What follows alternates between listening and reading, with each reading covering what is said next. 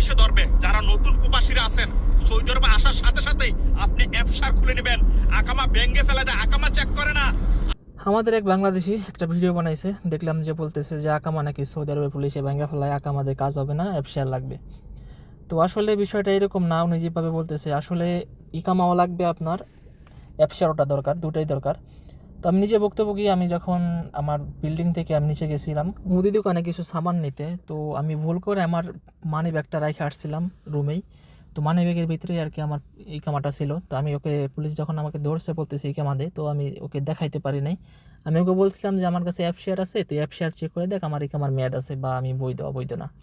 তো আমার কোনো কথাই ও শোনে নাই, আমাকে যা ফোনটা নিয়ে আমাকে গাড়িতে উঠাইলো। গাড়িতে উঠানোর পর প্রায় 3 ঘন্টা যাবৎ জেলে নিয়ে অপেক্ষা করাইলো, সফর জেল।